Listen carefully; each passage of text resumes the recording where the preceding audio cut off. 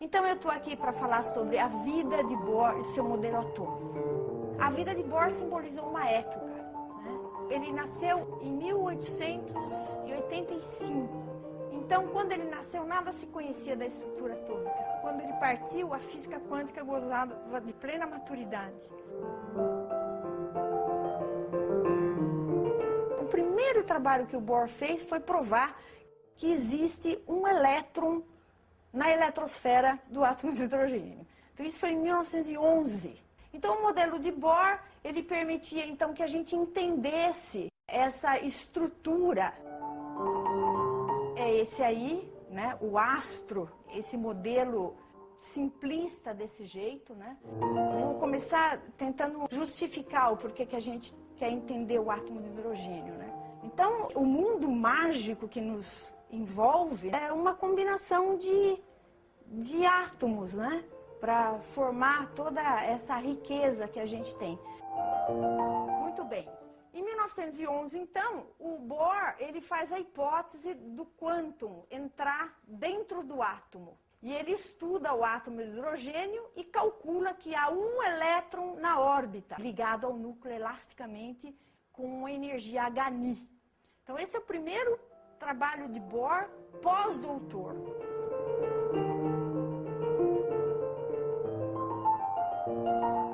Em 1913, o Bohr faz essa trilogia com os postulados quânticos e ganha o Nobel em 22, um ano depois do Einstein.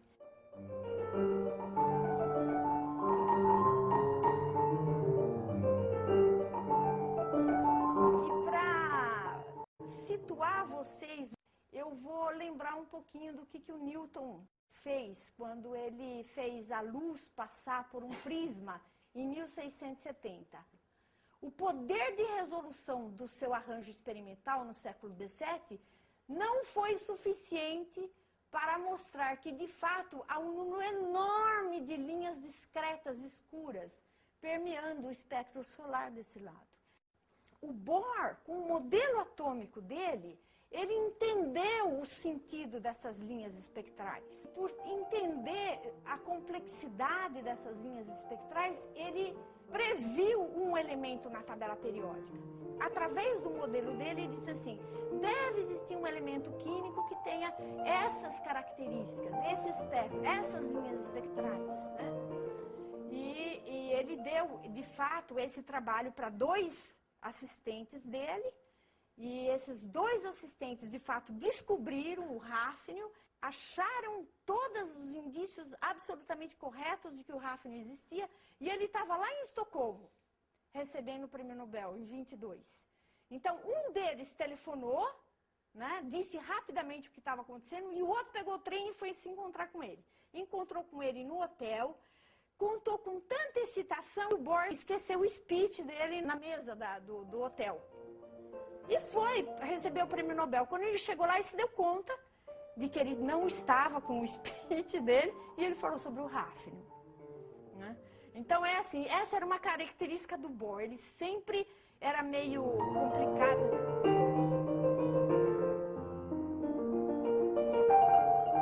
Uma vez perguntaram, porque o Bohr tinha um irmão, que era o Harold Bohr, que inclusive construiu um instituto de matemática ao lado do Instituto Niels Bohr, com a ajuda do Bohr.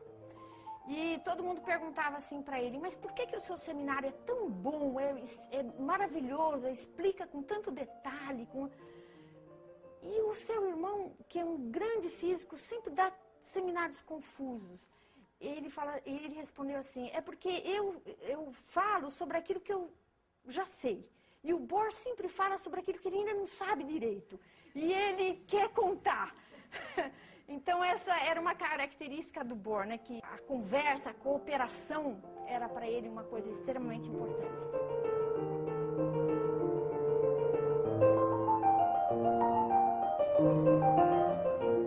Harold, realmente, eles foram muito amigos. Um era um e carne do outro, né? Eles realmente têm uma ressonância grande. E ele, como era da escola de Göttingen, forte em matemática, eles têm uma correspondência enorme de problemas que o Bohr conta para o irmão, e o irmão fala assim, então a saída pode ser por aqui. 21, ele faz a inauguração do Instituto de Física Teórica.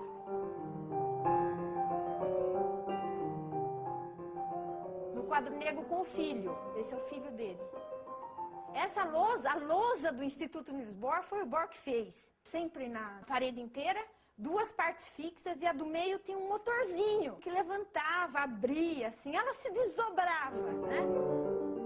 Quando aluno ainda de graduação, ele quis entrar num concurso que o Lord Rayleigh colocou como desafio, que era entender um pouco mais sobre a tensão superficial de uma gota. Então o Bohr escreveu um tratado mesmo, né? Como o pai dele era um acadêmico e se importava com a parte prática também, experimental, no fundo, no porão da casa, tem um laboratório. Então o Bohr fez todo o experimento dele no porão e tirava dados à noite para não ter interferência de carros na rua, como se tivesse muitos, né? Ele assoprou os tubos de ensaio dele, porque ele queria estudar como é que uma gota saía de uma pipeta de orifício elíptico, né? E como é que era a estrutura da gota. Então ele fez todo um aparato, ele assoprou as pipetas para que a extremidade fosse elíptica. Ele tinha um mecanismo que quando ele apagava a luz do laboratóriozinho dele, a gota caía e uma agulha passava para interromper o fluxo e ele entender. E ele fez um modelo matemático para isso. E ele colocou o projeto pseudônimo. Ele deu alfa, beta e gama. E ele ganhou uma medalha de ouro por isso, né? Ainda estudante.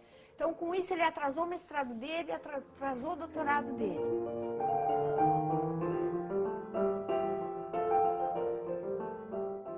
Então, em 1859, o Gustav Kirchhoff, ele entendeu que a transmissão de calor podia se dar além do contato e da convecção, isso que acontece aqui na atmosfera, por exemplo, que permite uma asa delta, por exemplo, planar, né? Existia uma outra forma de transmissão de calor, que é a radiação. Nessa época, não era compreendido, não se sabia que existia a radiação que podia ser responsável por esse mecanismo, né? Em 1900, então, o Max Planck ele decreta o quantum, que é a quantidade mínima da variação de uma grandeza física. Então, com a ideia do quantum, do Planck, a gente consegue introduzir essa ideia. Em 1905, o Einstein introduziu essa ideia do quantum no efeito fotoelétrico. E outros físicos foram usando essa ideia para a gente poder compreender um pouco mais os fenômenos que a gente tinha modernos, né? Então, o Einstein usou a ideia do quantum quando ele tratou o efeito fotoelétrico e por esse trabalho ele recebeu o Prêmio Nobel em 1921. É lógico que em 1905 não se sabia que era onda de partícula, mas a ideia do quantum estava embutido no trabalho do efeito fotoelétrico. Desde 13, aí 16, 18, 20, foi na época que começaram a aparecer efeito Stark, efeito Zeeman. Coloca o hidrogênio em um campo elétrico, vê o que acontece, as linhas espectrais lá, elas se splitam, se subdividem. Coloca no campo magnético, aí você tem números quânticos que se adicionam. Quer dizer, foi efervescente aquilo, né? Em 25, o Louis de Broglie entra na história, né, e propõe as ondas, porque o Bohr, ele propôs o modelo dele com postulados, né, postulados assim, ad hoc. E o de Broglie, ele entrou com a história das ondas, né, que na verdade ele diz assim, aqui nessa órbita vive um elétron sim, mas não vive porque o Sr. Bohr quer. Na verdade, o elétron é uma onda e a onda se fecha, né, na primeira órbita com ondas estacionárias. Em 26, o Schrödinger entra na cena, né, e escreve uma bela equação de onda para descrever as ondas pilotos do de Broglie. Bem parecida com as equações que a gente já conhecia sobre som e luz. Então, a equação de Schrödinger, ela equivale mais ou menos à equação de Newton para a mecânica clássica. Em 27, o Heisenberg escreve o princípio de incerteza. E no mesmo ano, o Bohr escreve o princípio de complementaridade. Então, veja, o que aconteceu aqui? O Heisenberg foi sempre um pupilo preferido do Bohr, porque morava no sótão do instituto. Mas o Bohr é um cara chato, ele ficava muito ali. O Schrödinger, quando visitou o Instituto de Bohr em 26, ficou doente. Ele ficou doente, o Bohr ficava ao lado dele ali na cabeceira, tentando tirar dele o que ele podia tirar para poder fazer cálculos de probabilidade depois, achando as funções de onda. E aí o Heisenberg aproveitou que o Bohr deu uma saidinha para esquiar, né, na Noruega e mandou o paper para o Bohr dar uma olhada e fala assim, então eu vou publicar, sem o Bohr ver. Quando o Bohr veio, voltou de férias e viu, ele ficou muito chateado com o Heisenberg. Aí ele se trancou. Em setembro teve a famosa reunião de Como, na Itália.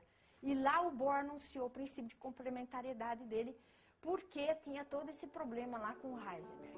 Então, uma nova visão para entender o paradoxo da dualidade era ver o elétron, né, como onda e partícula. Naquela época só se falava do elétron, né, não tinha um monte de partículas que nem tem hoje.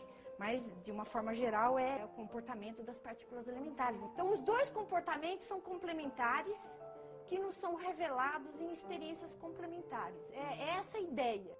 Essa é uma frase do Heisenberg, ele diz assim, que o que observamos não é a natureza propriamente dita, mas sim a natureza exposta ao nosso método de questionamento. Então, nós abrimos janelinhas para ver o que a natureza é. E dependendo de qual janelinha você abre, você vê a natureza de uma determinada forma. Isso é complementariedade e dualidade. Ele com o Heisenberg em 25, bem, é uma diferença de idade grande, né? O Bohr, ele se doutorou, né, em Copenhague, e ele queria ir para fora para dar continuidade aos estudos dele. Então, ele fez um pedido de bolsa de estudo para a Fundação Carlsberg e disse que queria um dinheiro para passar um tempo fora. Ele não anexou nem projeto, nem com quem ele ia trabalhar, e ganhou dinheiro. E foi. Ele foi trabalhar, em primeiro lugar, com Thomson, né? Em Cambridge, na Inglaterra, e ele tinha estudado o livro do Thomson. Nessa época ele já era prêmio Nobel. E o Bohr foi para lá, sabendo um inglês muito, assim, limitado, e numa das primeiras conversas dele com Thomson, ele disse assim, olha, eu acho que essa coisa que você escreveu no livro está errado. E aí os dois ficaram assim meio se estranhando, a estadia do Bohr lá não foi assim como ele achava que seria, né? E ele falou assim, já que a coisa aqui não está muito boa com o Thomson, eu vou dar uma viajadinha, vou para Manchester, eu vou encontrar um amigo do meu pai. Quando ele chega, né, em Manchester, apresentar para o amigo do pai dele, o amigo diz, que bom você está aqui, Niels. Hoje à noite temos um jantar, você está convidado para o jantar. E ele vai para o jantar e no jantar está Rutherford. É assim que o Bohr conhece o Rutherford. E aí o Bohr diz da vontade dele, como ele tinha o dinheiro da bolsa de estudo dele, né? Ele tinha independência. Isso foi em novembro. Em dezembro, o Rutherford foi convidado para ir para Cambridge para o famoso jantar de Natal, né? Que eles têm uma tradição. E lá, então, sentam-se à mesa Thomson e Rutherford para discutir o futuro do Bohr. Ali eles decidem, Bohr vai para Manchester, onde ele conhece o Geiger, conhece o Hevesy, conhece Darwin, o neto do Darwin, que também era físico e trabalhava no mesmo problema do hidrogênio na época. E aí ele encontra a atmosfera que ele queria. E o mentor dele mesmo, que foi o Rutherford, acabou sendo o pai do Bohr, né, cientificamente. Em 1911, então, com o modelo de átomo do Rutherford, porque Bohr vai para lá, vai trabalhar com a equipe do Rutherford. E ele percebe que esse modelo, na verdade, não é exatamente o que era de Thomson, mas é um modelo que não tinha as características que ele desejava. Ele procurou levar para Copenhague, né, e dar o estilo de Copenhague que ele vivenciou em Manchester, com o Rutherford, que de fato o Rutherford foi o grande mentor dele. Em 1913, o Bohr escreve a famosa tríade, né? São 3 trabalhos no mesmo ano. É aí que ele realmente mostra toda a ideia dele numa sequência de 3 trabalhos. Ele tinha a plena convicção de que a mecânica quântica tinha vindo para ficar. E uma coisa que é extremamente importante que vocês lembrem também, não sei se todo mundo sabe, mas um terço do PIB americano é produzido usando-se os conceitos de física quântica. Então, por exemplo, hoje, como pode, né? Laser, né? Toda essa tecnologia moderna de informação, um terço do PIB americano é baseado na mecânica quântica. Tem gente que ainda contesta. O Bohr, ele é filho de mãe judia, era de uma família muito abastada. O pai do Bohr era acadêmico, era médico, foi indicado 2 vezes para o Prêmio Nobel de Medicina. Na verdade, o casamento dos pais do Bohr é uma coisa lindíssima, né? O pai do Bohr, como eu disse para vocês, ele era acadêmico, ele trabalhava na universidade e ele era, assim, aficionado, ele era devotado ao estudo. E ele não se conformava das mulheres não poderem fazer universidade. Naquela época não podia, gente. Mulher não podia fazer curso universitário. Então, ele lutou, teve uma turma lá de mulheres adultas que entraram para a universidade e o pai do Bohr foi dar aula para essa turma, feminina. E lá ele conheceu a Ellen, que é a mãe do Bohr, e se apaixonou por ela. Ela é filha de uma família abastada, e eles se casaram. E o Bohr viveu sempre de uma forma muito confortável. Em primeiro lugar, na mansão da avó da Ellen, né?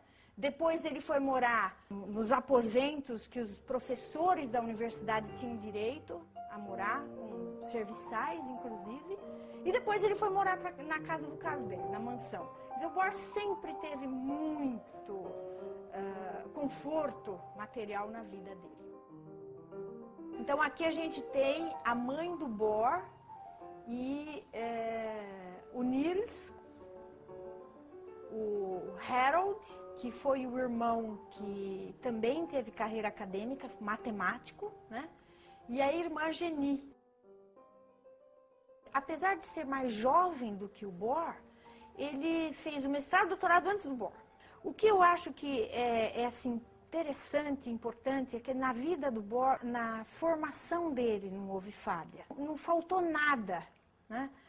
Porque eles tiveram, o pai, como era acadêmico, ele trazia para casa colegas, né? De várias, de linguística, de antropólogos, filósofos. E ali ele sentava no chão e ficava ouvindo aqueles amigos do pai falando, era um deleite. Ele foi criado nesse ambiente, entendeu?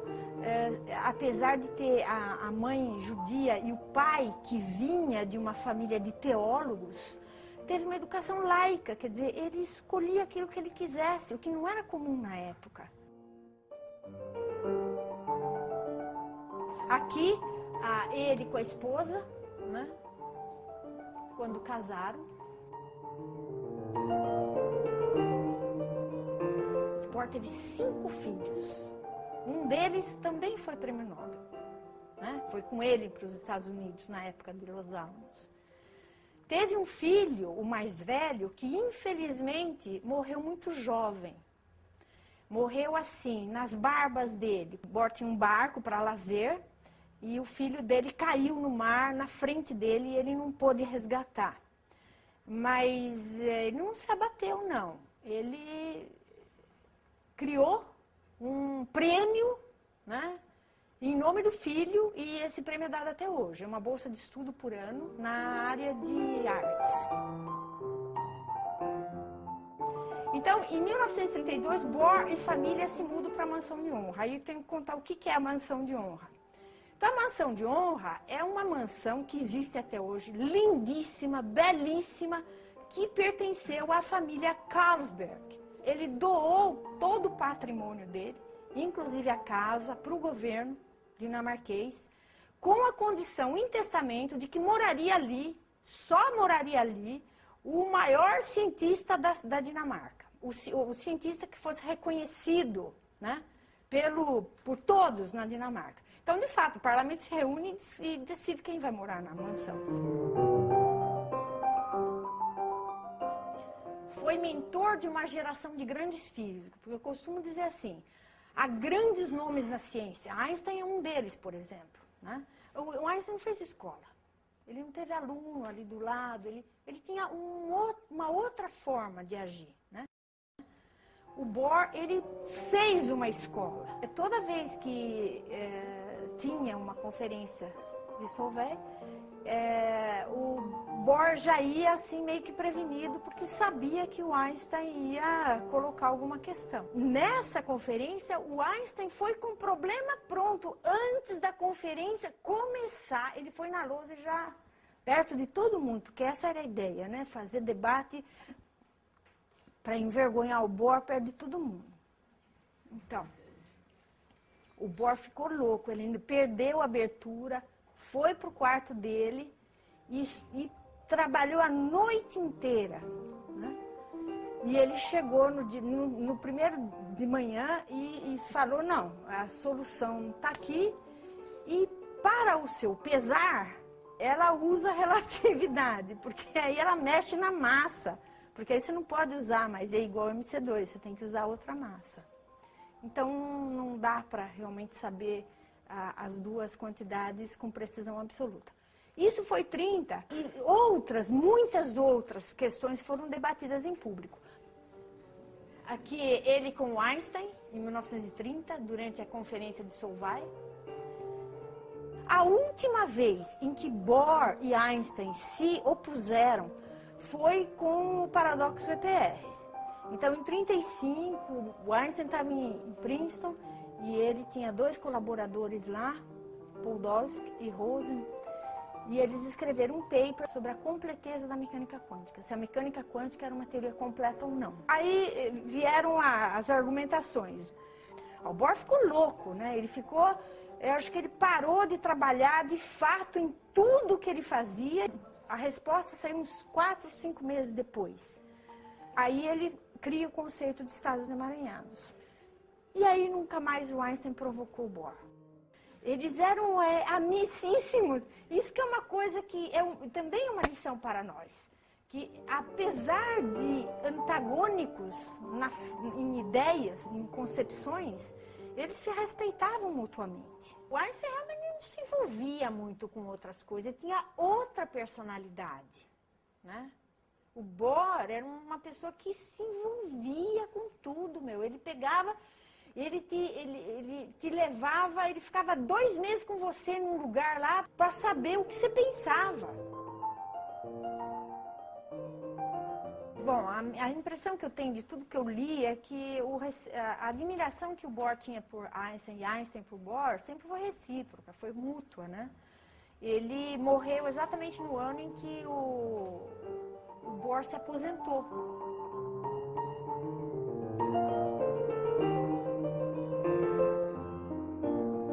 O que é muito difícil nos dias de hoje é que essa disputa de ideia, ela acaba ficando pessoal, ela acaba machucando, ela acaba ferindo um ou outro, e aí você vê o que dá, né? Mas quando o respeito prevalece, né? Eu acho que é extremamente saudável. Ele tinha muitos opositores, claro. Fazer a teoria que ele fez com tanto postulado e escorregou na maionese, né? O Bohr teve erros, fez erros crassos, inclusive. Ele não acreditou na conservação microscópica da conservação da energia. Precisou ver o efeito Compton para verificar que, de fato, a energia, no conceito do spin também, quer dizer, quem trabalha erra, meu, né? Eu costumo dizer que quem não lava a louça não quebra copo. Você tem que trabalhar, errar faz parte. E o Bohr falava assim, errar não é importante, errar é só uma etapa do conhecimento, né? A gente não pode ser pressionado, né, pelo fato da gente errar em alguma circunstância. E outra coisa que ele costumava dizer para os opositores dele também que era o seguinte, olha, você pode tentar me ridicularizar, gozar da minha cara, mas você pode ter certeza que ninguém me acha mais tolo do que eu mesmo. Então ele realmente lidava com isso, né, de uma maneira muito simples.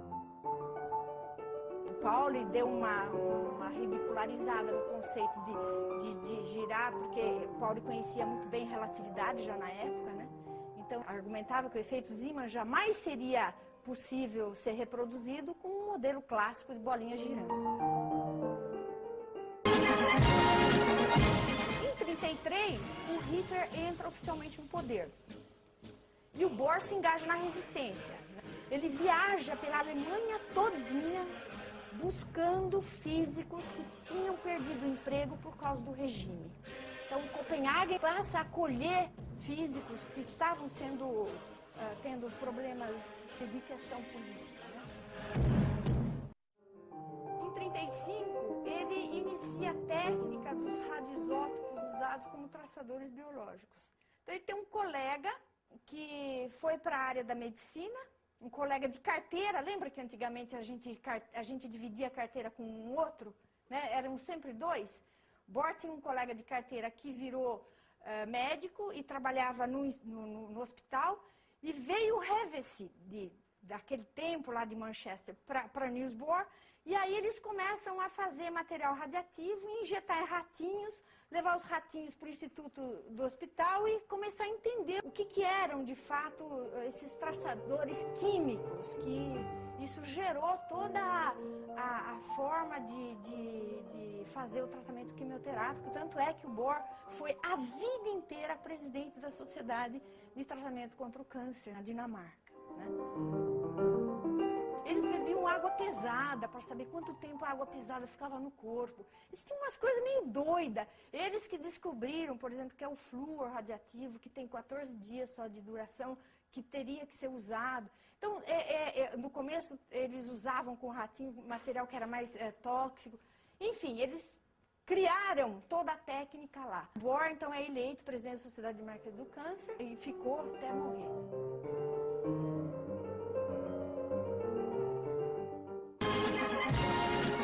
Em 40, a ocupação da Dinamarca pelas forças militares alemãs.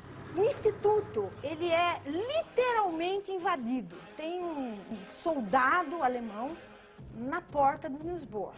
Mas Bohr resiste, Bohr está lá dentro, ele diz, o país precisa de mim, eu vou ficar aqui, né? Na verdade, aquele instituto, o Bohr construiu. O Bohr levantou dinheiro para construir as paredes, ele derrubava a parede aqui, aumentava ali. O Bohr viu aquilo crescer, então ele não saiu do país. Um monte de gente saiu, mas ele em 40 ainda estava lá. Então, em 43, começaram a receber mensagens secretas, porque tinha o grupo inglês, né? E o grupo inglês queria saber o que o Bohr estava fazendo. Então, vinha gente com mensagem secreta no dente, em molho de chave. No livro, depois eu posso passar por ali, tem um molho de chave mostrando direitinho aonde que estava o buraquinho, né? Que tinha um microfilme. Só o Bohr poderia ler aquilo com algum mecanismo que ele tinha. E depois, na época que eles fugiram, ele colocou num tubo assim, enterrou, e depois ele foi resgatado, hoje está lá no museu. Em 43 ele foge, realmente ele foge porque ele estava sendo ameaçado de ser preso, né? Ele foge na calada da noite, né, com a esposa. Ele foi para a casinha de flor da família, depois de lá ele foi para a beira do mar, pegaram um botinho e atravessaram o mar para Estocolmo. Então, lá em Estocolmo, ele inclusive participa de uma operação que ajuda a salvar um navio com mais de 200 judeus.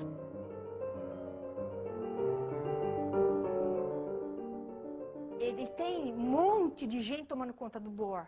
Então, tem 2 agentes dos Estados Unidos, da inteligência americana, 2 da Rússia, 2 de Estocolmo, todo mundo querendo. Ele entrava para um edifício, se encontrava com alguém lá, saía de outro lugar. Foi uma coisa muito interessante a estadia de Bohr em Londres. E aí ele pega um desses aviõezinhos, um Mosquito, que voa alto, né, para os canhões não alcançarem, e vai para Londres. Ele, em 44, ele vai visitar o Churchill, né? Ele recebe o Bohr em Londres, em maio, e aí ele parte para os Estados Unidos com passaporte falso. Trabalha em várias etapas da bomba.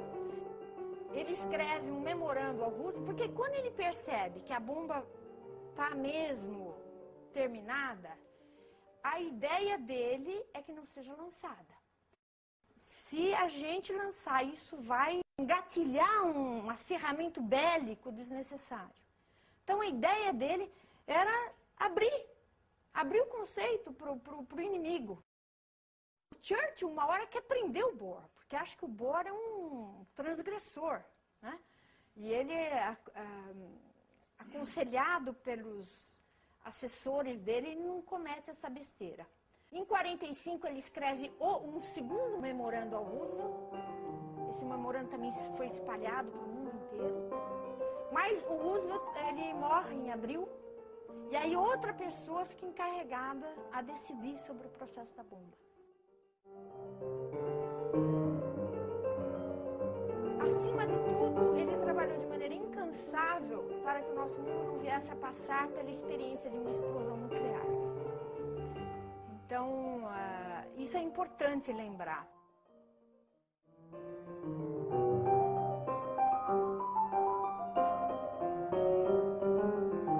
O Bohr retorna à Dinamarca em 25 de agosto de 45, né? E lá ele é recebido com pompa. Gente, é uma coisa assim, eram procissões de gente para ir para a casa do Bohr.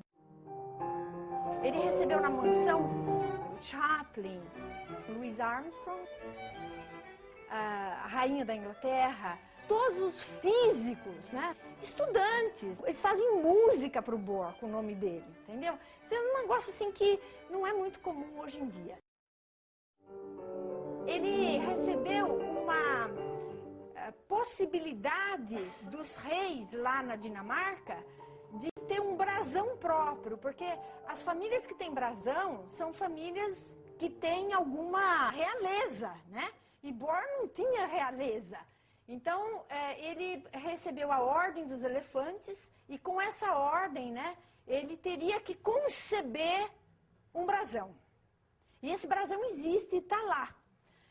Ele foi criado por Bohr com a ajuda da esposa do Roosevelt, na ocasião da sua condecoração como Cavaleiro da Ordem dos Elefantes em 47, e aí ele usa aí o símbolo, né, do I Ching como complementariedade, e esse é o brasão do Bohr.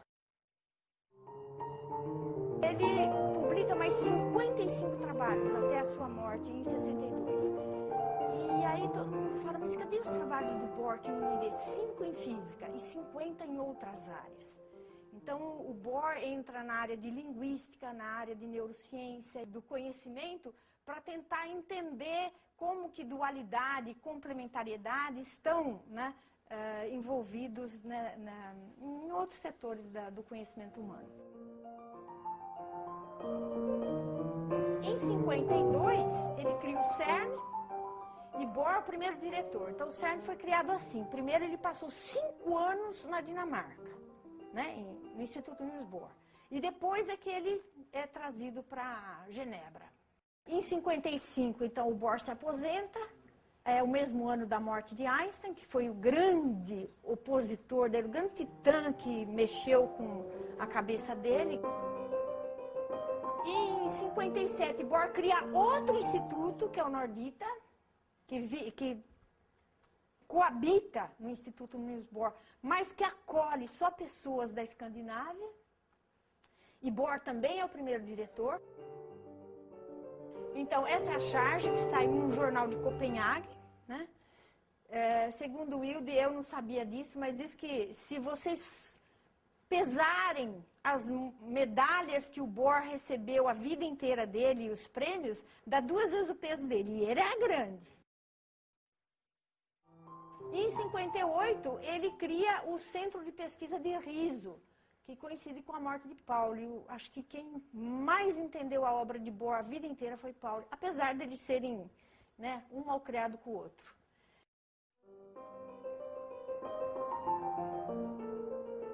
Quando ele nasceu, em 1885, né, nessa época não se sabia nada de quântico, né? Nessa época, 15 anos depois, o Planck postulou o quantum. Em 62, uma falha cardíaca, né? E ele parte desse mundo. O presidente dos Estados Unidos, na época, manda suas condolências. As bandeiras do CERN ficam a meio mastro. Um instituto em Israel planta 100 mil árvores em homenagem ao Bohr. Uma homenagem mundial. Na manhã do dia 17 de novembro de 62, ele deu várias entrevistas sobre a história da mecânica quântica, porque foi ativo até o último dia, né?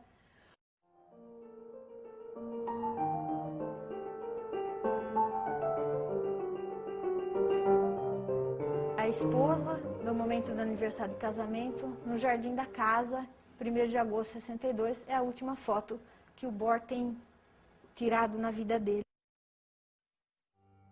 O plano para o dia seguinte era uma festa na mansão, mas no dia 18, ao se recolher para a costumeira festa, não se levantou mais. Morreu assim, silenciosamente, depois do almoço.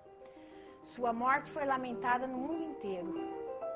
Bohr viveu sua vida pessoal, eu diria, e científica plenamente. Na sua maneira toda própria de agir, ele organizou uma família, um instituto e uma teoria. Então é isso, é cooperação. Ciência é cooperação. Ciência é juntar as mãos. E o Bohr foi um dos grandes que fizeram isso.